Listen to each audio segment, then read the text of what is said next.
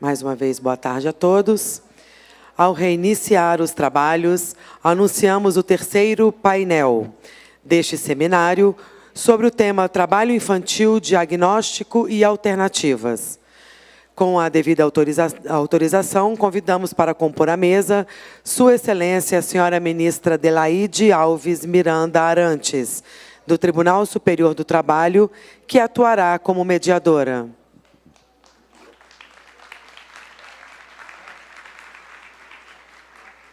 Convidamos igualmente para compor a mesa Sua Excelência, o senhor ministro Guilherme Afife Domingos, vice-governador do Estado de São Paulo e ministro-chefe da Secretaria da Micro e Pequena Empresa da Presidência da República, que atuará como primeiro painelista.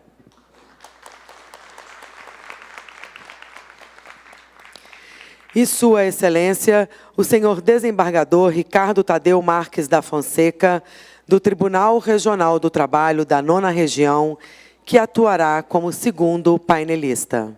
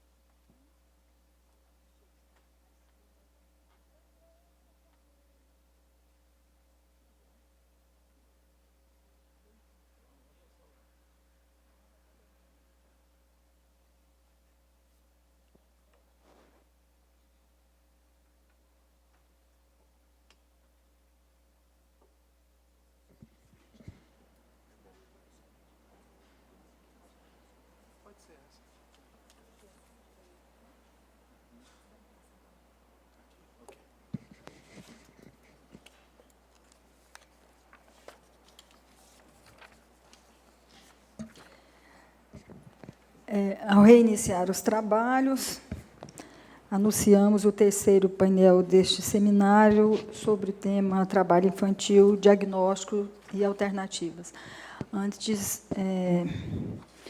do início, desejo, em nome do Tribunal Superior do Trabalho e da organização deste seminário, desejar boas-vindas a todos vocês e que seja bem proveitosa a participação. Eu quero também registrar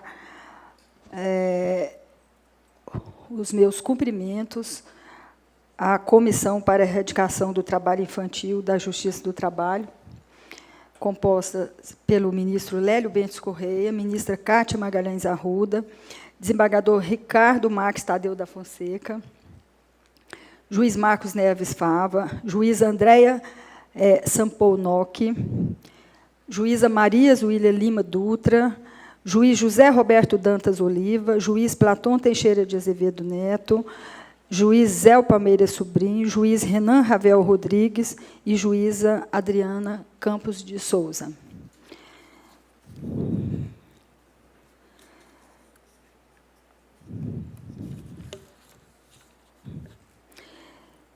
Eu tenho, na condição de mediadora deste painel, o que para mim é muita honra, eu tenho o prazer de convidar a Sua Excelência, o senhor ministro Guilherme Afife Domingos, o primeiro painelista desta tarde, para a sua exposição sobre o tema Programa Público de Incentivo à Utilização de Aprendizes pelas Pequenas e Microempresas.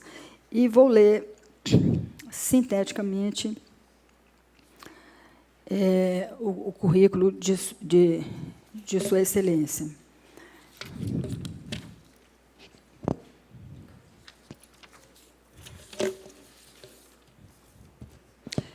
Ministro Guilherme Afife Domingos é vice-governador do Estado de São Paulo, ministro-chefe da Secretaria da Micro e Pequena Empresa da Presidência da República. A quem passo a palavra. Muito obrigado, excelentíssima ministra Delaide Alves Miranda, ministra do Tribunal Superior do Trabalho e mediadora do painel desta tarde. Meu querido amigo e companheiro de longa data, Dr. Ricardo Tadeu Marques da Fonseca, que é desembargador do Tribunal Regional do Trabalho do Paraná e o responsável por eu estar aqui no dia de hoje. Então, ministra, a senhora não vai ter muito trabalho na mediação, até porque há muito tempo nós trabalhamos em absoluta sintonia. Eu queria saudar também os desembargadores e juízes dos tribunais regionais do trabalho, advogados, professores, estudantes presentes. Para mim é uma honra muito grande poder participar desse seminário Trabalho Infantil, Realidade e Perspectiva.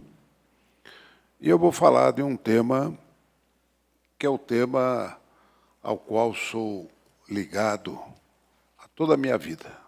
E a razão de eu estar hoje aqui, sendo o primeiro-ministro da micro e da pequena empresa, do Ministério recém-criado, em função da minha dedicação ao tema, inclusive como constituinte, em 1988, e o autor do artigo 179 da Constituição, que fala do tratamento diferenciado à micro e pequena empresa no contexto de toda a nossa legislação. E quando me elegi constituinte, eu trabalhei em cima de 3 temas básicos. Primeiro, a defesa do contribuinte, cuja legislação começa essa semana, da exposição do imposto na nota, para criar a consciência do taxpayer, do pagador de impostos no brasileiro, porque os impostos nossos são escondidos. Então, nós queríamos revelados para criar a consciência do contribuinte. Pago, logo exijo. O segundo tema, lógico, a micro e a pequena empresa. E o terceiro era o aprendiz. E a história do aprendiz eu sempre fui ligado, até uma obsessão, porque o mundo do trabalho também é escola. E dentro desta linha, nós inserimos no texto constitucional: é proibido todo e qualquer trabalho a menores de 14 anos, com exceção do aprendiz. E não se falava da idade mínima do aprendiz. Assim foi votada a Constituição. Mais tarde, começa, então, uma grande mobilização no país de combate ao trabalho infantil. E, neste combate ao trabalho infantil, resolveu-se elevar a idade mínima constitucional de 14 para 16 anos. E, assim, a Constituição reza que é proibido todo e qualquer trabalho a menores de 16 anos, com exceção do aprendiz, a partir dos 14 anos. Então, a Constituição definiu a idade mínima para o aprendizado, mas nós não regulamentamos imediatamente o dispositivo. Nesta época, Dr. Ricardo Tadeu era membro do Ministério Público do Trabalho em Campinas. E coube a ele uma missão, que era investigar uma série de instituições que faziam a preparação desses menores para o mercado de trabalho. Isso existia muito, o Clube do Amigo do Menor Patrulheiro, várias cidades do interior faziam esse trabalho de encaminhamento desses aprendizes. E, nessa época, praticamente esse trabalho foi satanizado com a ideia de que era um agenciamento de mão de obra de menores, né? E coube, então, ao este digno membro do Ministério Público do Trabalho fazer uma investigação aprofundada sobre o trabalho destas instituições. Naquela época, houve até uma espécie de blitz, né? Como supermercados, que tinham aqueles empacotadores, aqueles meninos empacotadores, aquilo era considerado também exploração do trabalho infantil, era proibido. Então, praticamente se paralisou, né, este conceito de absorção de menores, criminalizando, inclusive, as entidades que assim o faziam. E, através desta investigação, o doutor Ricardo Tadeu, ele pôde se aprofundar na realidade, porque para nós implementarmos a legislação, nós temos que levar em conta sempre a realidade. Nós temos que partir do Brasil real, do Brasil profundo, porque senão nós ficamos colocando ideias até trazidas de fora que não se adaptam à nossa matriz social. Nós temos que ajudar essa matriz social a encontrar o seu caminho, mas nós não podemos bater de frente sob o risco de jogar por uma informalidade sem controle. E aí, este trabalho foi um trabalho aprofundado quando ele viu que essas instituições faziam um trabalho sério. Era desprovido, logicamente, das técnicas mais aprofundadas educacionais, mas, em termos do trabalho que faziam, tinha uma importância social. E, a partir daí, nasce a ideia, doutor Ricardo, de fazer uma regulamentação do trabalho do aprendiz, previsto na Constituição, que acabou, então, na Lei 10.097, aprovada no ano de 2000 e regulamentada no ano de 2001. Portanto, nós estamos aí com 14 anos da regulamentação da Lei do Aprendiz. Então, logo ela foi regulamentada, eu procurei o doutor Ricardo Tadeu.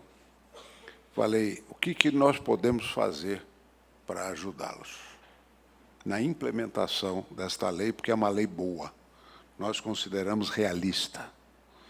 Então, doutor Ricardo, e eu me juntei a meu amigo, que hoje é o presidente da Associação Comercial de São Paulo, Rogério Amato, nos colocamos a campo num movimento chamado Movimento Degrau, que visava conscientizar toda a base da nossa sociedade a respeito da lei e da importância da lei.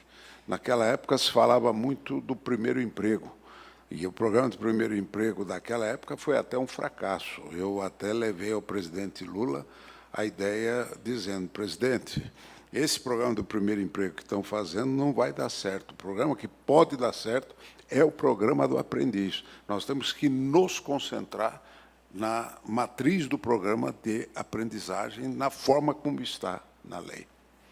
E assim nos colocamos a campo, e essa lei disse com toda clareza que aprendiz define o aprendiz, determina que o salário deste aprendiz é um salário mínimo hora trabalhada, e que ele não pode trabalhar mais que 6 horas, e o mínimo 4. Então, os contratos de aprendizado são entre 4 e 6 horas, e ele vai ganhar um salário mínimo hora trabalhada. Aí alguns sindicatos já dizem, não, é o salário mínimo base da categoria. Não tem nada a ver com isso, não. É o salário mínimo nacional. Até porque ele não é trabalhador, ele é aprendiz. E aprendiz não está regido pelas regras do trabalho. Então, essa foi a primeira barra enfrentada na implantação do projeto. Segundo, que receberia 2%, receberia 2% de fundo de garantia, que já era exatamente o início do processo da futura aposentadoria. Então, 4 a 6 horas, 2% de fundo de garantia, todos os outros direitos garantidos, sem verba rescisória, porque, em se tratando de contrato por tempo determinado, não existe verba rescisória. E que as médias e grandes empresas deveriam ter, no mínimo, entre 5% a 15% de seus colaboradores, trabalhadores, passíveis de formação profissional, obrigatoriamente em aprendizes. Então, criava uma compulsoriedade das médias e grandes empresas terem um aprendiz. Aliás, de 5% a 15%. Quanto às micro e pequenas empresas, nada se falou. E convencionou-se que poderia, pelo menos, ter um aprendiz por microempresa, ou pequena. Posteriormente, o Ministério do Trabalho entendeu que, para poder ter um aprendiz, a empresa tinha que ter, no mínimo, 7 empregados. Eu, já como ministro da micro e pequena empresa, falei, onde está escrito isso na lei? Não, é a nossa interpretação, não é. Criou um contencioso interno dentro do governo que foi para a AGU. E a AGU, então, determinou, se tiver um empregado, pode ter um aprendiz, não tem esse negócio do mínimo. Segundo ponto desta condição é que todo aprendiz teria que ser assistido por uma entidade qualificadora ou certificadora desse estágio. E essas entidades podiam ser entidades ligadas à estrutura de ensino, às organizações sociais, que inclusive abrangia os campos e os clubes dos amigos menores patrulheiros, eles teriam a chance de, estruturados dentro da lei, continuarem a fazer o bom trabalho que faziam. Só que acontece que, quando você vai olhar o resultado da lei, nós vamos ver que quem era obrigatório receber está recebendo. Só que quem gera a grande maioria dos empregos no Brasil é a micro e a pequena empresa. E ela ficou esquecida no processo. E esse esquecimento da micro e pequena empresa no processo é ruim, porque eu acredito que a micro e pequena empresa seja o melhor ambiente possível para receber um aprendiz. Porque uma microempresa é uma macrofamília. Ou seja, tem um ambiente familiar. Esse jovem vai ter uma visão empreendedora, até porque ele está trabalhando com alguém que está com o umbigo no balcão, como a gente fala no interior, né? Que é essa visão prática. Numa estrutura maior, nada contra, né? É bom que esteja, mas é uma estrutura muito mais fria, uma estrutura de organização muito menos humana em termos do contato e do acompanhamento desses jovens. Ela não é negativa, pelo contrário, ela cria até parâmetros para esse jovem dentro da organização. Na minha empresa, que foi a pioneira na implantação do programa do aprendiz, que tivemos imensas dificuldades para poder implementá-lo, nós tivemos casos de jovens que depois ascenderam cargos, foi há 14 anos atrás, né? Uma menina, por exemplo, que se apaixonou por auditoria. Você vai ver, era uma jovem, mas como se apaixonou? Ela tinha um chefe, né, que a motivou, então serviu de parâmetro de vida. Isso ajuda muito. E o programa, sabiamente, foi chamado de Programa de Convivência e Aprendizado no Trabalho. E é isso que nós precisamos, sim, é convivência e aprendizado no trabalho. Nós não podemos criminalizar esse conceito de trabalho, não. Ele é importante na cultura do jovem, é lógico que ele não pode largar a escola de forma nenhuma, aliás, condição da lei para poder ser aprendiz. Mas aí, o grande problema do entrave para o desenvolvimento do programa na micro e na pequena empresa é que este acompanhamento da entidade certificadora ou da entidade qualificadora custa. Como a empresa é obrigada a pagar, a ter o jovem, ela vai lá e paga. E tem instituições hoje, né, que praticamente vivem desta captação, qualificação e colocação de jovens aprendizes. E como que a gente ia chegar na micro e na pequena empresa? E aí eu conversei muito com a presidenta Dilma, muito sensível a isso.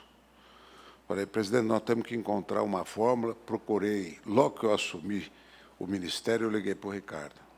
Ricardo, como é que nós vamos botar a micro e pequena empresa no programa de aprendiz? Debatemos muito e as modificações que fizemos foram feitas até com a assistência dele. Vamos partir para a ideia do governo federal bancar o custo da qualificação na micro e na pequena empresa. Então, vamos fazer o Pronatec Aprendiz. Todas as escolas técnicas convencionadas ou conveniadas no Pronatec estão aptas a fazer o trabalho de acompanhamento destes jovens no programa de aprendizado de micro e pequena empresa. Isso já está em vigor. O programa já está rodando. Pouca gente sabe, porque hoje há uma proibição de divulgar ações de governo em função de campanha eleitoral. Eu não posso fazer anúncios a respeito disso, mas não vejo a hora de terminar a eleição para que a gente possa começar a divulgar para a sociedade e divulgar principalmente as famílias. E eu gostaria de focar um assunto aqui que me preocupa demais. É meu ponto de vista, é minha opinião, que eu gostaria de compartilhar com vocês. Hoje, há uma imensa preocupação das mães que têm filhos na faixa dos 14 a 16 anos. Nós não temos escola em período integral. As mães, hoje, trabalham. Este jovem que sai da escola, neste período ocioso, que ele poderia estar como aprendiz numa empresa da esquina da casa dele, porque micro e pequena empresa está na esquina da casa de todo mundo. É só olhar, entrar numa cidade e ver a realidade local. E essa mãe fica muito preocupada, porque esse jovem fica na rua. E esse jovem na rua, nas regiões metropolitanas, periféricas, são presas fáceis para a escola da criminalidade. É só olharmos o mapa da criminalidade para nós olharmos e aquilatarmos isso. E nós, hoje, com esse trabalho da micro e pequena empresa, podemos fazer uma grande função social, que é poder atender a essa demanda desses jovens, para que cada micro ou pequena empresa pegue um. E eu quero só dizer a vocês que micro e pequenas empresas no Brasil hoje são 9 milhões. Nós representamos 97% do número de empresas no Brasil. E estamos trabalhando num programa de aprendizes só para 3% das empresas no Brasil. E se formos olhar a estatística do programa de aprendizado, ele é ridículo, perto do número de jovens matriculados regularmente na escola, mas que estão fora desta oportunidade. Portanto, a nossa missão, a nossa visão, é um mutirão nesta direção, mas com uma compreensão do que é a força desta microempresa, da necessidade desta mãe de poder ajudar a encaminhar os seus filhos, a necessidade deste jovem estar na escola devidamente matriculado e de estar devidamente assistido no programa de convivência e aprendizado no trabalho por instituições sérias que possam fazer o trabalho de acompanhamento. Nós estamos diante desse grande desafio. E a minha presença hoje aqui, ao lado deste grande batalhador por esta causa, que é o Ricardo Tadeu, é tornar realidade esta proposta. Não é fácil, mas nós precisamos da compreensão do Ministério Público do Trabalho, precisamos da compreensão da própria Justiça do Trabalho, da importância desta missão, e cujo trabalho fiscalizador seja muito mais um trabalho orientador e de promoção destas ideias para nos ajudar no processo. Aliás, eu quero dizer que acabamos de promover uma profunda modificação na nossa legislação baseado na micro e pequena empresa, que é o princípio da dupla visita. Nenhum fiscal pode ir mais numa empresa para multar na primeira visita. Obrigatoriamente, ele tem que ir lá para orientar. Vai multar na segunda visita, se foi desrespeitado aquela orientação. Mais do que nunca, agora, nós devemos fazer um grande trabalho de orientação e um grande trabalho de promoção do aprendizado no mundo do trabalho, que é uma grande escola. Era isso o que eu tinha a transmitir, com o meu profundo agradecimento pelo convite para participar de um encontro tão importante com pessoas ligadas ao tema e que eu tenho certeza muito nos ajudarão. E, principalmente, ao lado do meu amigo Ricardo Tadeu, que, quando eu assumi o ministério e liguei para ele, ele falou, já estava esperando o seu telefonema. Então, estamos juntos mais uma vez. Muito obrigado.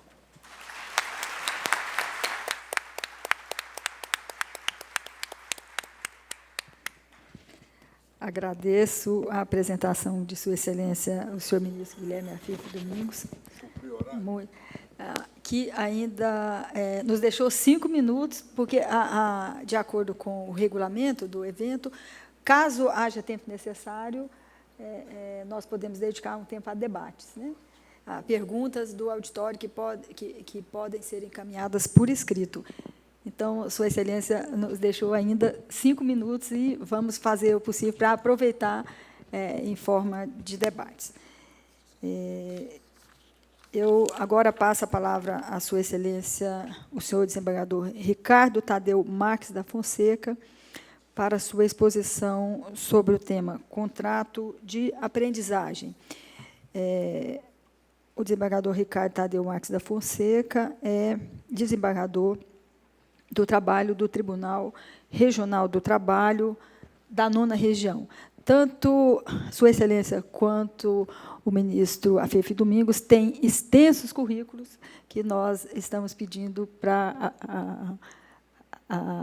as Suas Excelências para resumir e ganharmos tempo para ouvir a exposição. Passo a palavra. Boa tarde a todos.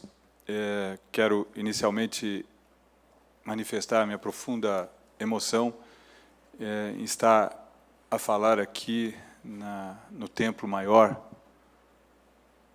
do Direito do Trabalho, ao lado da ministra Adelaide, que é uma referência para todos nós, como pessoa e como jurista, e também ao lado, como os senhores puderam perceber, do meu grande amigo, a quem admiro muito como cidadão e como homem público, o ministro Guilherme Afife Domingos. Falar também aos meus colegas magistrados, desembargadores e juízes, aos meus colegas advogados, aos estudantes que cultuam o direito do trabalho, é sempre uma grande responsabilidade. Eu espero, sinceramente, tocar um pouquinho o coração e a reflexão dos senhores e senhoras para esse tema que é absolutamente relevante, absolutamente prioritário, como quer o nosso artigo 227 da nossa Constituição. No contexto contemporâneo do direito constitucional, há que dar-se primazia aos princípios que orientam o direito brasileiro. Há que dar-se relevância, acima de tudo, a esses princípios, para que as normas que deles decorram sejam fielmente aproximadas do cidadão. Nós, aplicadores do direito, temos a missão de utilizá-lo com muita técnica, com muita perícia. Isso demanda estudo, demanda denodo, mas, acima de tudo, temos o dever de o fazer com arte, para que a justiça se implemente. Se direito é técnica, não há justiça sem arte. Para que se possa operacionalizar, portanto, a justiça e a arte que emana da Constituição, nunca é demais relembrarmos os princípios que estão na base do que estamos aqui a tratar essa tarde. Primeiro, nunca é demais lembrar, como eu disse, que o artigo 227 decorre da vontade popular. Foi um dos poucos dispositivos que decorreu de uma emenda popular e que já retratava, já em 87, o que viria a ser, em 89, a Convenção Internacional sobre os Direitos da Criança da Organização das Nações Unidas. Portanto, é um documento premonitório, esse que foi subscrito por 1.300.000 brasileiros e que desagou no texto do artigo 227. Que eleva a nível constitucional a doutrina da proteção integral da criança, do adolescente e depois, por força da emenda 65, do jovem. O que é a doutrina da proteção integral? É a percepção de que crianças e adolescentes não são apenas, como se fazia no direito anterior, projetos de cidadãos, pré-cidadãos. Eram pessoas consideradas absolutamente incapazes ou relativamente incapazes, mas que só passariam a fruir os deveres e direitos decorrentes da cidadania a partir da idade adulta, que antes se dava aos 21 anos. A doutrina da proteção integral vem justamente se contrapor à ideia do minorismo. Minorismo, então, que considerava a criança, do ponto de vista assistencialista, para aquelas carentes, ou repressivo, para aqueles infratores. O direito minorista, portanto, tinha uma visão discriminatória mesmo da criança. Ele se voltava, ao cabo, simplesmente aquelas crianças que estavam à margem da sociedade, ou para mantê-las assim, pelo excesso de assistencialismo, ou para reprimir aquelas que, eventualmente, cometessem ilícitos. Uma frase que me chocou, uma manchete da Folha de São Paulo, quando eu fazia a minha pesquisa de mestrado, lá nos idos dos anos 90, uma manchete de 88, 87, se não me engano, 87, dizia: menores assaltam crianças na saída da escola. Essa manchete revela bem esse pensamento de que, bom, a criança pobre e, eventualmente, infratora é um problema. Não é criança, é um menor. É um menor. Menor é quase um monstro que não tem solução. Ou a gente reprime, ou cuida de uma forma caritativa que não resolve nada, mantém ele nessa condição de exclusão. Justamente a doutrina da proteção integral vem transformar isto, para dar a esses brasileiros a condição de cidadãos. Cidadãos que têm o atendimento absolutamente prioritário pela família, pelo Estado e pela sociedade, que devem somar esforços. Eis aí a base que nos deve nortear, a base axiológica, a base principiológica que nos deve conduzir. É por isso que era premente superarmos o viés do minorismo, ou do menor assistido, no que dizia respeito ao trabalho. Isso que imperava com relação a essas entidades, que faziam um trabalho benemérito, mas não passava disso. Importante, por isso mesmo, porque era benemérito, era bem intencionado, mas errado, de acordo com o novo quadro constitucional. A ideia, então, era transformar essas entidades em parceiras das empresas, preenchendo uma lacuna que o Sistema S não conseguiria mais, e é bom que se relembre isso, quando se imaginou o monopólio do Sistema S, Senai, Senac, etc., para a aprendizagem, tínhamos uma legislação trabalhista restrita à população urbana do Brasil, que, em 43, era menos de 2% da população. A maior parte da população brasileira era rural e a CLT não se lhes atendia. Ora, por isso se deu o monopólio ao Sistema S, porque era viável fazê-lo. E também porque era premente formarmos mão de obra para a industrialização incipiente do país. Numa sociedade massiva, é necessário estabelecermos estratégias de políticas públicas que combinem esforços das famílias, do Estado e da sociedade. Sociedade aqui vista como primeiro, segundo e terceiro setores. Vejam, esse é o espírito da Lei 10.097. Então, não seria possível atuar como Ministério Público fechando as guardas mirins. Não era possível, nem recomendável. Mas era importante e necessário estabelecermos um diálogo social para que essas entidades, então, passassem a formar trabalhadores por intermédio de um acompanhamento metódico. Por isso, o conceito de aprendizagem, formação técnico-profissional, que não havia na lei e que mudou o viés da aprendizagem. A aprendizagem deixou de ser uma forma de qualificação para profissões. Ela passa a ser uma forma de conhecimento metódico, de habilidades para o trabalho, concretizada, esse conhecimento concretizado por meio da alternância de teoria com prática progressivamente mais complexa. No trabalho. No trabalho. Então, o trabalho monitorado com ensinamento teórico e prático e acompanhamento. É claro que a ideia foi lançada, a concretude, a efetivação dessa ideia se faz com o tempo. E o projeto aqui apresentado pelo ministro Afif é perfeito, está consentâneo com a doutrina da proteção integral e com o espírito da Lei 10.097. Mas vamos comentar um pouco as formas de aprendizagem em sentido lato que a nossa legislação indica.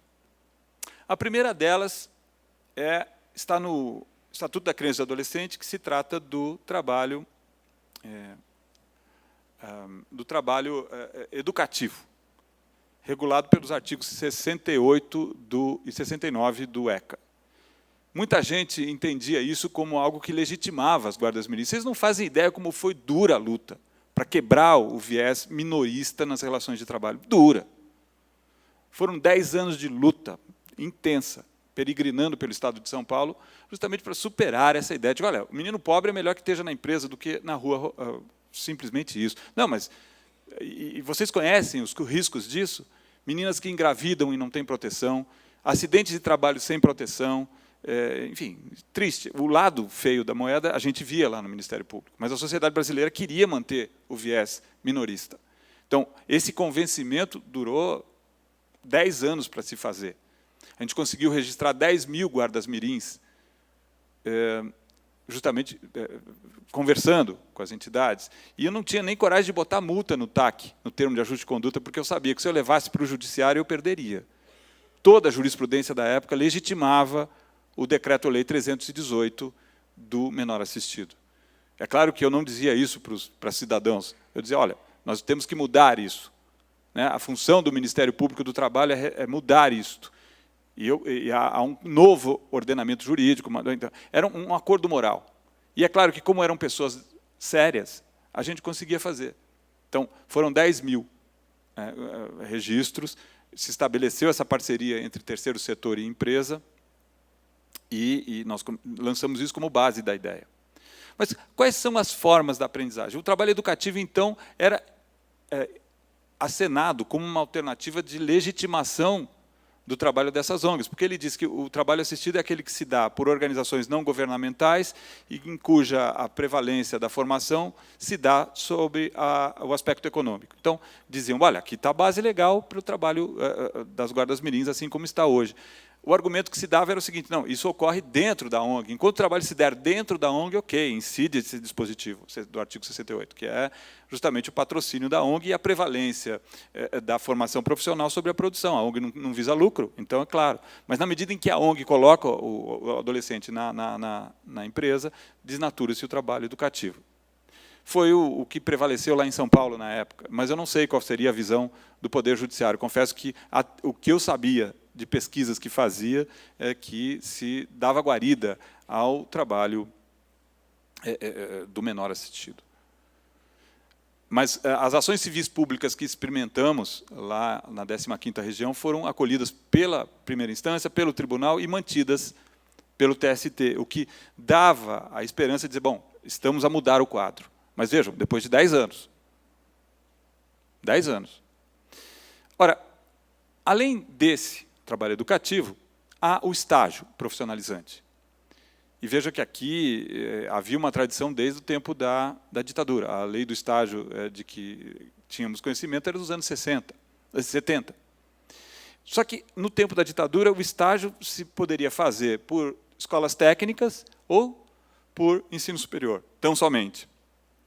Nos anos 90, houve uma flexibilização disso, por meio da medida provisória 2.164, que passou a admitir o estágio na escola média genérica. É claro que foi um problema, porque isso foi um dos principais motivos de retração do avanço da aprendizagem. As empresas preferiam ter estagiários, porque não há direitos trabalhistas assim. Então, substituíam o aprendiz pelo estágio. E muitas vezes, a própria mão de obra empregada por estagiários. Havia empresas, nos anos 90, que tinham 2/3 de estagiários e 1/3 de empregados registrados. Né? E isso porque a medida provisória flexibilizou dessa forma. Eu penso, sempre defendi, que essa medida provisória, depois Lei 11.788, são inconstitucionais. E são inconstitucionais mesmo, porque tornam genérica uma realidade de trabalho que deveria ser absolutamente excepcional. O estágio, por não garantir direitos trabalhistas, é uma exceção ao artigo 227 da Constituição, que impõe a proteção trabalhista e previdenciária a todos os jovens que trabalham. Por que o estágio até pode ser aceito, excepcionalmente? Porque é uma forma de aprendizado escolar, em que o jovem, na empresa, põe em prática a teoria que tem, claro, na escola técnica, que é profissionalizante, e, claro, na universidade. Agora, eu vou aprender matemática no ensino médio, eu vou aprender português no ensino médio, eu vou aprender história, enfim. Se eu não estiver fazendo um curso técnico, eu vou ter conhecimento geral. E esse conhecimento geral, é claro, por não ser profissionalizante, não pode legitimar o estágio. Todos nós aprendemos matemática, português e tudo mais na vida, não no trabalho. O trabalho, que é esse do estágio, só pode se legitimar se realmente o que o jovem aprende na empresa estiver dando continuidade ao ensino teórico em concreto na universidade e no ensino técnico. Portanto, na minha opinião, com todo respeito, a Lei 11.788 é absolutamente inconstitucional, porque afronta a doutrina da proteção integral, expõe o adolescente do ensino médio a uma condição precária de trabalho. Não é estágio, é condição de precarização de trabalho. Isso precisa ser revisto. Aliás, o Pronatec, antes, se concentrava no estágio. Era um erro, com todo respeito, ministro, era um erro do governo. Eles passaram a compreender que o estágio não pode ser alargado da forma como quer a Lei 11.788. E vão passar, espero, a concentrar esforços no contrato de aprendizagem. No que contrato de aprendizagem se difere do estágio? Porque o contrato de aprendizagem não tem um compromisso com o ensino teórico profissionalizante da escola. O estágio é uma aprendizagem, a aprendizagem se dá no interior da empresa. No interior da empresa, o jovem deve estar na escola e deve ter, na empresa, um aprofundamento teórico e prático. Por quê? Porque no contrato de aprendizagem, o jovem já está inserido no processo produtivo. Já está inserido no processo produtivo. E lá no processo produtivo ele deve ter teoria e prática profissionalizante, não dada pela escola, mas dada por uma entidade de profissionalização, de formação profissional. Eu até acho, sinceramente, que a aprendizagem para jovens de 14 a 18 anos é uma excrescência, ministro, com todo respeito. Acho que jovens de 14 a 18 anos deveriam estar na escola, em tempo integral. O senhor mesmo disse isso. Né? Quer dizer, nós estamos tratando aqui de um anacronismo brasileiro. Pensem bem, por que a escola do Brasil é de meio período? Por que a escola na França, nos Estados Unidos, na Inglaterra, na Alemanha, é em tempo integral? Porque a escola feita para a classe operária no Brasil era para mantê-los trabalhando e não se formando. A ideia de que os pais antigamente tinham filhos para ajudar na alimentação, principalmente no campo. Os filhos ajudavam diretamente na lavoura. Então a escola tinha que ser de meio período mesmo. Mas isso gerou uma fixação dessas pessoas na miséria. Na Europa, nos Estados Unidos, enfim, os jovens trabalham nas férias para comprar o carro. É uma coisa excepcional o trabalho de jovens. E é assim que deveria ser no Brasil. Então, enquanto não temos o trabalho a escola em tempo integral para o jovem, temos que tratar de uma situação anacrônica, que é justamente o fato de que, quando o menino sai da escola, ele está exposto, porque a mãe tem que trabalhar, o pai tem que trabalhar, etc. Quando tem pai, quando tem mãe, etc., tem que trabalhar. O ideal é que esse menino ficasse na escola. Mas, como não está, se há que trabalhar, esse trabalho deve respeitar a escolaridade do adolescente e deve lhe propiciar, claro, formação profissional, porque o artigo 227 assegura o direito à profissionalização. É um direito ao qual se deve dar atendimento absolutamente prioritário. E veja que absolutamente não admite tergiversações. É absoluto, não é mais ou menos. É um trabalho que deve ser protegido, com direitos trabalhistas, previdenciários, e com educação, e com formação profissional, até que se supere essa anormalidade de não termos escola em tempo integral para todos os jovens.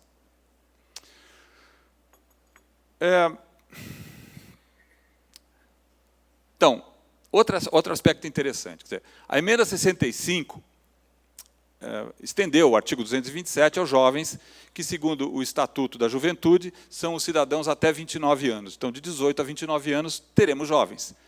Isso foi um erro, me parece, porque o artigo 227 ele foi inspirado na declaração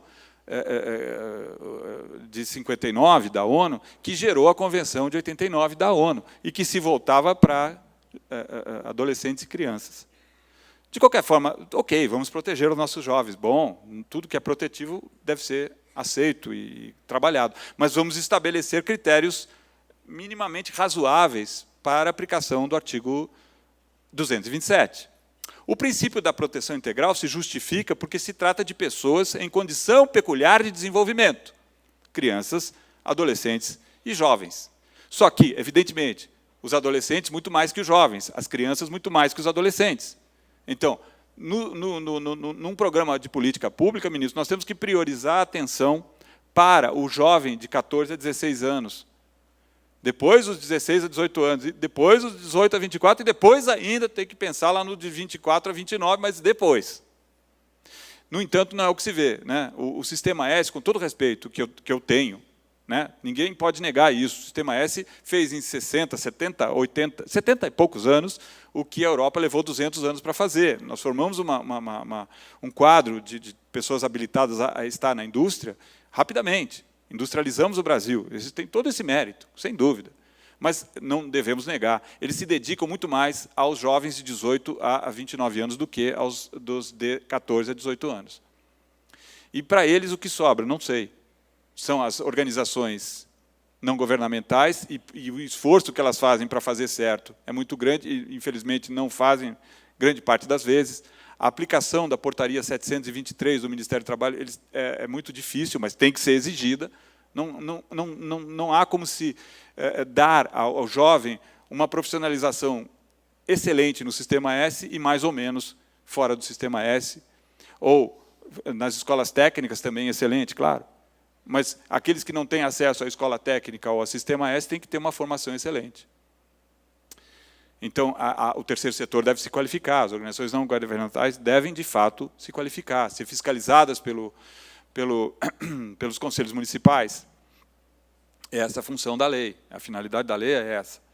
Vejam, outro aspecto interessante, sempre houve uma discussão se a administração pública poderia insetar a aprendizagem, se isso dependeria de lei ou não. Eu sempre achei que não. Porque a Constituição diz, é dever do Estado, da família e da sociedade oferecer com absoluta prioridade, inclusive a profissionalização. Alguns colegas do Ministério Público sempre defenderam, não, precisa ter uma lei para regulamentar isso. Eu não entendo assim. Não precisa de lei nenhuma. Veja, a aprendizagem trata-se de um contrato de prazo determinado, de excepcional interesse público, absoluto interesse público. Então, é justamente a exceção do artigo 37 no que diz respeito ao concurso. Embora o artigo 37 da Constituição diga que isso deva ser regulamentado por lei, eu acho que, ao exigir do Estado atenção prioritária aos adolescentes, a Constituição diz, olha, faça logo, e, se for o caso, aplique analogicamente a CLT. Ponto. Esse raciocínio foi o mesmo raciocínio que o Supremo Tribunal aplicou no mandado de injunção referente ao direito constitucional de greve dos servidores públicos. O Supremo determina a aplicação imediata da Lei 7783, porque, evidentemente, essa ideia do José Afonso da Silva e dos antigos constitucionalistas de que os direitos sociais dependem de norma regulamentar, eles têm aplicação diferida e não sei mais o quê, está superado. O que está na Constituição, em termos principiológicos, é norma de eficácia imediata. Então, vamos pôr em concreto. Nesse sentido, há que louvar muito a decisão do TST de implantar um programa de aprendizagem em parceria com os Salesianos, uma organização não governamental patrocinada pelos Salesianos de alto nível de qualidade profissionalizante. Então, vejam que os desafios continuam. Outro ponto importante. Ministra, quanto tempo eu tenho? 10 minutos. Ótimo. Outro ponto importante com relação à aprendizagem.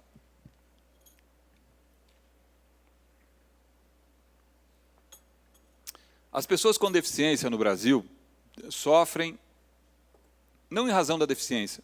Ser cego não dói. Né? Ser surdo não dói. Não pesa, não é cruz, não se porta isso. Não é doença. Então, ninguém sofre porque tem deficiência. Nem importa a deficiência. A pessoa tem ou não tem uma deficiência. Por isso que a ONU adota o conceito de pessoa com deficiência. O Brasil ratificou a Convenção da ONU em status constitucional. Foi o primeiro tratado que foi formalmente incluído na Constituição por força da ratificação na forma do parágrafo 3º do artigo 5º. Vejam, no entanto, não há escolas para pessoas com deficiência, como deveria haver. Elas ainda estão em guetos educacionais, o que é altamente discriminatório. As empresas reclamam que essas pessoas não têm qualificação adequada e estão obrigadas a cumprir a cota, estão mesmo. Não têm qualificação adequada não porque elas têm um problema, mas porque a sociedade brasileira é deficiente em relação a esses cidadãos.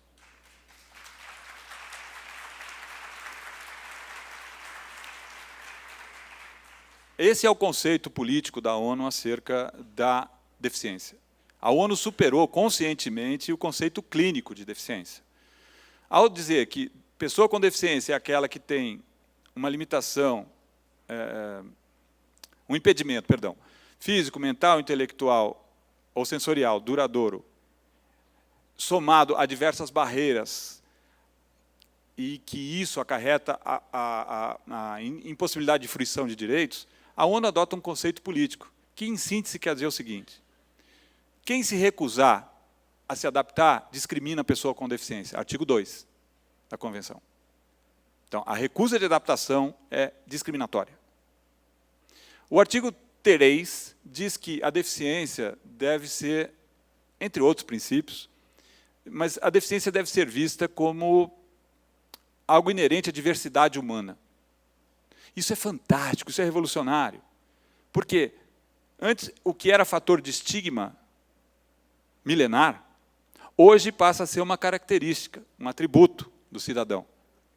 Simplificando, ser cego não é um defeito, é uma qualidade minha, é um atributo meu, como pessoa, como ser branco, ser São Paulino, né, com muito orgulho, né, ser, enfim, homem e tal. São atributos meus, né, não são problemas. A sociedade brasileira, como eu dizia, é que tem problemas em relação a pessoas que têm tais atributos. E a deficiência aí está, na sociedade, não na pessoa. Compreende? Não se trata, eu agradeço os aplausos, mas não se trata de esforço de argumentação, não. Foi o que a gente queria lá na ONU. Eu tive a honra de participar, também foi algo que o Ministério Público me propiciou. Participei do grupo que auxiliou a delegação brasileira quando se finalizou o texto. Então, essa foi uma reivindicação de 800 pessoas do mundo todo que, de forma dialógica, como diz Habermas, efetivamente encetaram o conteúdo dessa convenção. E essa era a nossa principal reivindicação, superarmos o conceito clínico. Deficiente é um incapaz. Pronto, você estigmatizou. E era assim que a legislação anterior o fazia. A legislação atual já coloca a questão de forma política. Então, a aprendizagem é a forma mais evidente das empresas qualificarem as pessoas com deficiência. Vão, então, primeiro se formar dentro da empresa, para depois passarem a cumprir a cota. Claro que o aprendiz com deficiência vale para a cota de aprendiz tão somente, porque o contrato de aprendizagem tem essas restrições todas que o ministro já brilhantemente expôs. Mas tem por quê?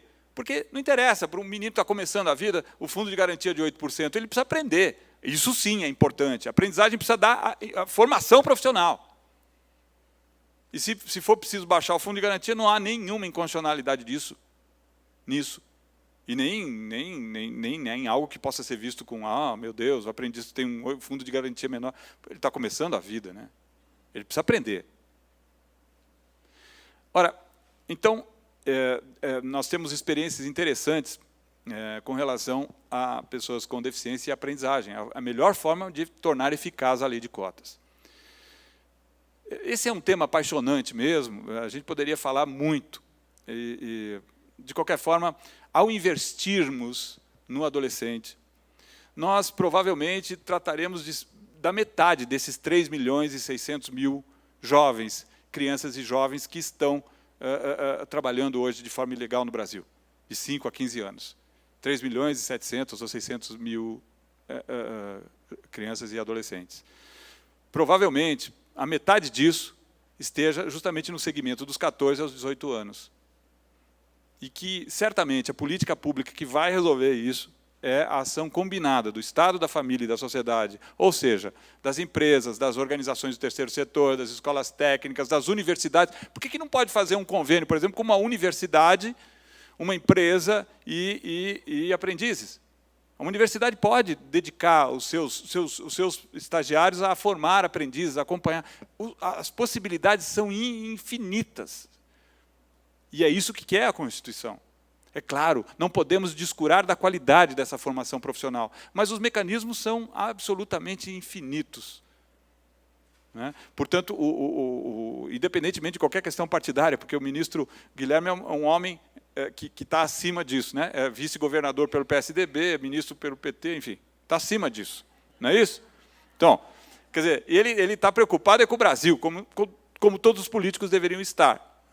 E a grande parte deles, a gente sabe que está, né? Mas todos deveriam ter esse senso de homem público que o nosso ministro tem, né? Em nome, justamente, da nação. E se nós queremos ter uma nação rica, criativa, democrática, temos que cuidar da semente dessa nação. não é isso? É isso que nos comove a todos nós. Muito obrigado pela atenção.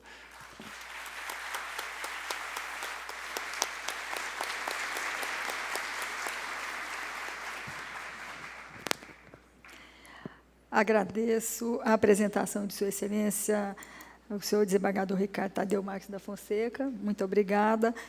E nós temos ainda 10 minutos para debate e temos 3 perguntas. O tempo... Inclui os meus 5 minutos? Inclui.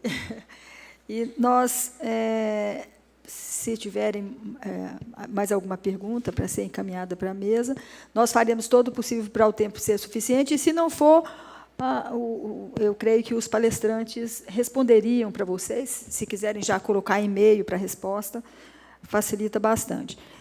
Eu passo a palavra, então, para responder as 2 primeiras perguntas ao ministro Afif Domingos. Bom, eu tenho 2 perguntas aqui, uma do Renato Soares e outra do José Revoredo.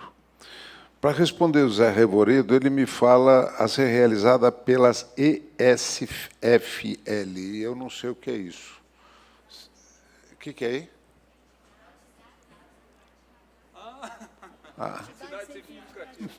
Agora compreender. É verdade. Nós estamos começando agora, porque nós estamos em cima do Pronatec e dos seus convênios, né?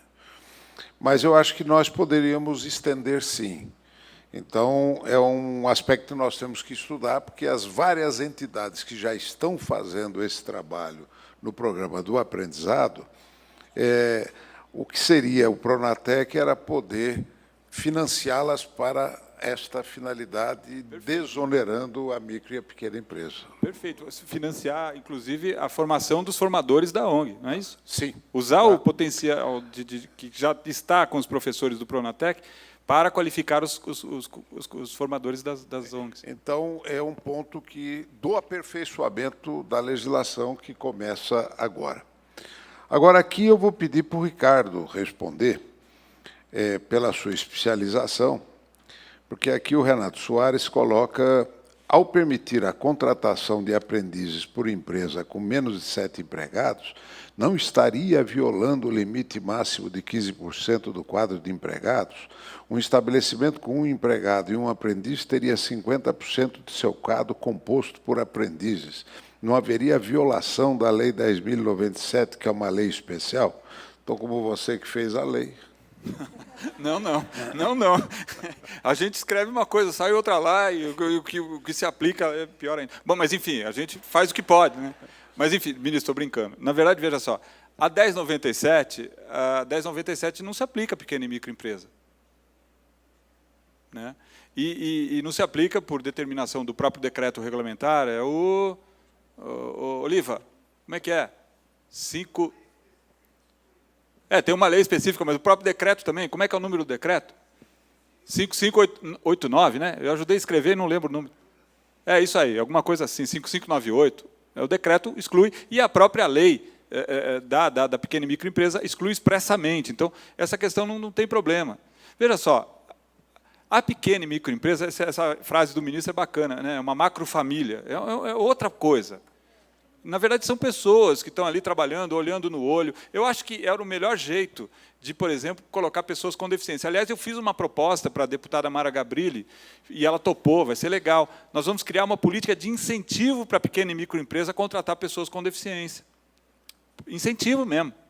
Não para o médio e grande, elas não precisam de incentivo, mas a pequena e micro, porque o artigo 179, de autoria do ministro da Constituição, diz que a pequena e micro tem que ter um tratamento diferente, é uma política diferente. É uma empresa familiar, quase, a pequena e microempresa.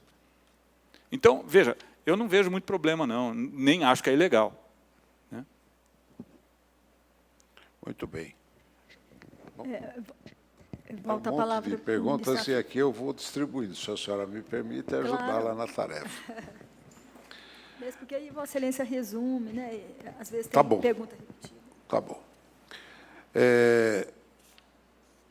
Aqui, esta colocação, as escolas técnicas históricas, Lívia Bailão de Moraes, Rede Pro Aprendiz. As escolas técnicas, historicamente, não têm a tradição de formação de aprendizes, embora a lei preveja que estão aptas a fazê-lo.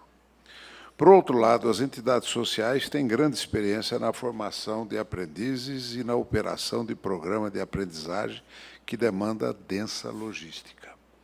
Na sua opinião, o Pronatec Aprendiz não poderia ser melhor executado pelas entidades sem fins lucrativos, em parceria com a administração pública e as micro e pequenas empresas, podendo, inclusive, celebrar o contrato de aprendizagem com o jovem aprendiz, assinando sua CTPS, como faculta a lei? Posso pôr o bedelho aí? Não, eu estou lendo para que você responda. Não, mas... Veja só, por que não? Por que não? Por que essa coisa? Porque a ONG aqui, a escola técnica lá, a gente está competindo. Por que não trabalhar junto? É claro. Por que não usar a logística que a ONG tem com o conhecimento teórico da escola técnica, que vai, inclusive, aprimorar a qualidade de formação profissional desses formadores que estão na ONG? Todo mundo ganha. É ganha-ganha. Né? Não precisa ficar compartilhando isso. Aliás, é uma pena, porque o Sistema S e as ONGs nunca trabalharam juntos. É uma pena. Aliás, algumas vezes.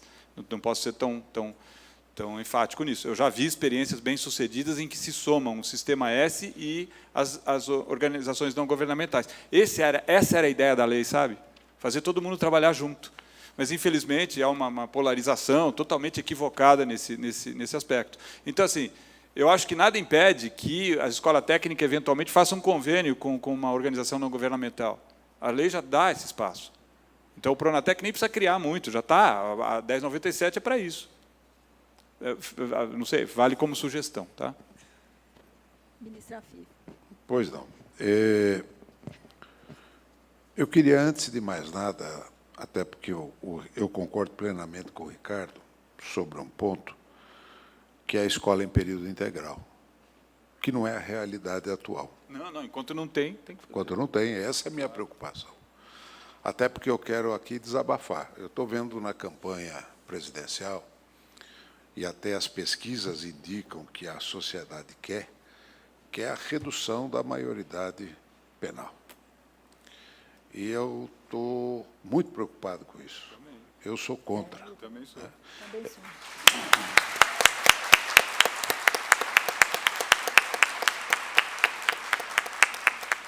Exatamente por isso que eu quero ajudar a reforçar o programa da aprendizagem. É aumentar a oportunidade. É atacar a causa. Estou de acordo. Tá? Então, esse é um ponto importante para as vozes discordantes começarem a falar. Né? Até porque, na Constituinte, eu fui contra o voto do menor aos 16 anos. E me massacraram, né? Porque naquela época era pré-campanha presidencial, então foi contra o voto. Falaram, mas espera aí, é que amanhã, mais tarde, vão falar da redução da maioridade penal, e eu não gostaria de mexer nesse instituto. Né? E hoje nós estamos assistindo a sociedade a falar com muita naturalidade da redução. Uma das justificativas, né? Sim. E pode votar, então pode ser condenado. Então, olha aí, aconteceu, infelizmente, aquilo que a gente previa. Mas hoje, para prevenir, é exatamente esse mutirão. Nós temos que fazer um mutirão para atacar a causa enquanto a escola em período integral não vem, e que é um objetivo a ser atingido. Portanto, nós estamos afinados na finalidade. E aqui, a maioria das perguntas, elas falam do Sistema S e o Pronatec Aprendiz e a oportunidade para as organizações não governamentais. Hoje, pelo que eu sei, o Pronatec não é monopólio só do Sistema S. Já existem muitas entidades conveniadas. Mas, para efeito do programa do aprendiz, nós temos que perseguir esse objetivo. O programa do aprendiz ainda é incipiente, o Pronatec Aprendiz é incipiente, nós começamos agora. Né? E nós temos muita coisa a aperfeiçoar. E aí eu espero até a ajuda, né, do criador da lei, para que a gente possa, no seio do governo, e indo fazendo as modificações para que isso aconteça, porque, no fundo, o que nós queremos é ajudar as entidades assistenciais, né, a promoverem o processo do aprendiz sem passar o ônus para o pequeno empresário, porque ele não aguentaria esse ônus do custeio. Ele aguenta o custeio do trabalho do aprendiz dentro das regras que aí estão colocadas. O custeio à grande empresa, por ser obrigada, ela pode fazê-lo e está fazendo. Mas a micro e a pequena nós teríamos de uma forma de socorrer a entidade para que ela possa não cobrar da pequena empresa o trabalho do acompanhamento. Então, no fundo, o que nós precisamos saber é como fazer esse processo de transferência, mas vamos procurar fazê-lo. Aqui, a criança que trabalha em sua infância sofre um transtorno. Esse transtorno pode levar aquela criança a ser um pai ou mãe violento. Pode ser esse o motivo da violência doméstica? Isso é para você, meu caro Ricardo Tadeu. É uma pergunta do Madison de Souza. Madison Fernandes. O trabalho precoce é violento. É violência em si mesmo, como disseram os palestrantes da manhã. Então, porque ele priva o ser humano da capacidade de criar, de ter fantasias, de ser criança, de brincar. Então, isso em si é uma violência. Toda violência gera transtornos físicos, emocionais, comportamentais. Isso é incomensurável. Então, não tenho dúvida que uma das causas da violência doméstica, sem dúvida, é o trabalho precoce. Mas não tenho mesmo dúvida disso. Vamos falar... Então, é a última, né, presidente? A última. Então, tá bom, vamos seguir. Tá. O senhor quer fazer uma última? É uma pergunta que tem, que eu acredito que seja uma pergunta importante. Infelizmente, essa será a última pergunta com o tempo para ser respondida. Nós gostaríamos de ficar aqui até bem mais tarde, mas tem toda uma programação, né? Então, vamos encerrar com essa pergunta. Gostaria de saber onde começa e onde termina o direito do jovem aprendiz dentro de uma empresa. Ele tem os mesmos direitos que os funcionários da mesma? E também, se esse jovem tem algum tipo de acompanhamento, para que não haja exploração por parte da empresa. Doutor Ricardo.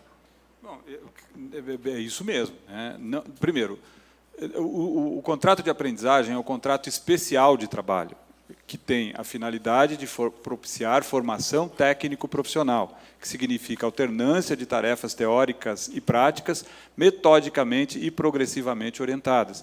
Isso não pode ser feito sem acompanhamento direto de educadores, que vêm das entidades profissionalizantes. E, muito menos, no que diz respeito ao adolescente, me parece que do ensino fundamental e médio também, a obrigatoriedade, a frequência da escola. Então, claro que o contrato de aprendizagem é um contrato em que o jovem, dentro da empresa, o adolescente, enfim, dentro da empresa, trabalha e aprende. Mais aprende, inclusive. Né? E tem que estar na escola. Então, por isso, estas são as justificativas para que se reduzam alguns direitos do aprendiz. Embora a lei fale em salário mínimo hora, ministro, ela fala também salvo condição mais benéfica. Então, se uma convenção coletiva estabelecer que o aprendiz vai ter um salário, não sei o quê, vale. Vale aquilo que ficar estabelecido na convenção coletiva. Agora, a redução do fundo de garantia, etc., ok, não tem nada de inconstitucional nisso, porque a finalidade do contrato de trabalho é a formação profissional. E só por isso ele tem essa diferença. Né? Então, não há nenhuma inconstitucionalidade. Agradeço muito. Ministra, posso fazer uma questão rapidinho? Sim. 1 minuto. Sim. Doutora Sandra Flugel, a senhora me autoriza a falar em seu nome, a sua ideia? Cadê a Sandra? Sandra não está aí?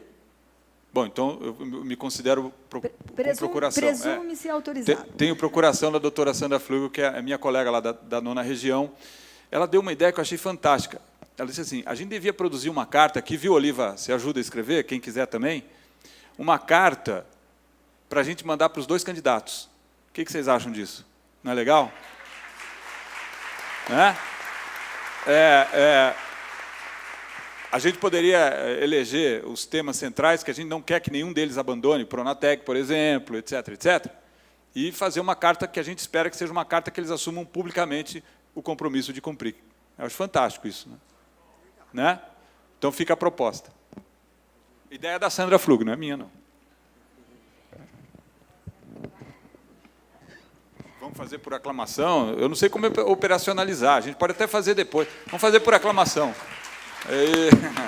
Legal. Depois a gente vê como operacionaliza.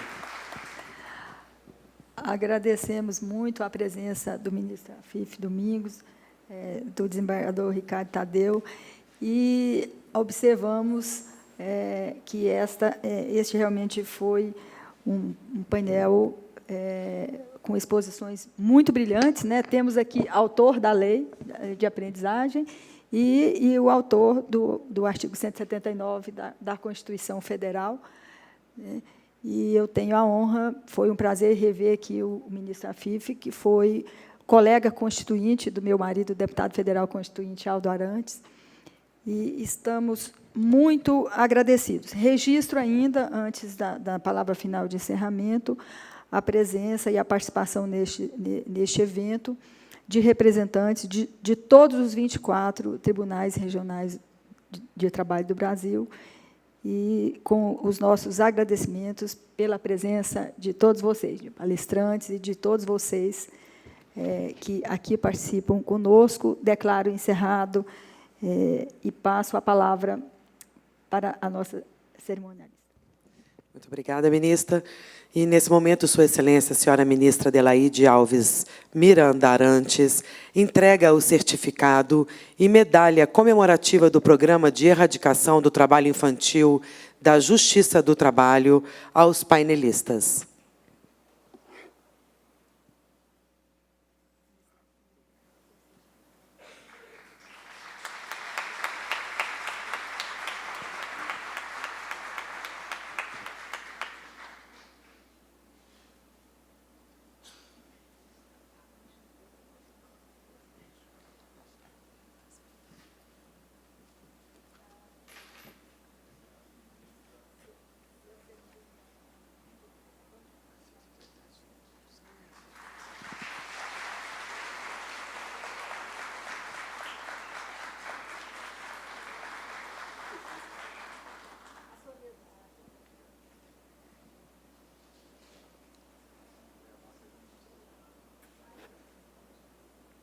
O nosso muito obrigada, ministra Adelaide, e aos demais componentes deste painel.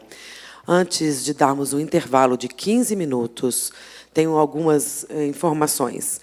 É importante o registro da presença, porque somente com 75% que o certificado é enviado por e-mail. Então, ainda temos recepcionistas fazendo o registro da presença dessa parte da tarde. Está sendo servido do lado externo do prédio, embaixo da marquise, um lanche oferecido para vocês. Então, o nosso intervalo vai ter um lanche, um café. Tenham todos um bom intervalo. Gostaríamos de pedir também aos representantes dos regionais, foi solicitado um registro fotográfico dos representantes dos regionais. Encontrei no elevador e pediram que, não sei se nesse momento nossa fotógrafa está aqui, para que o grupo se reúna e faça um registro. É com vocês, estou aqui à disposição. Até daqui a pouco. Obrigada.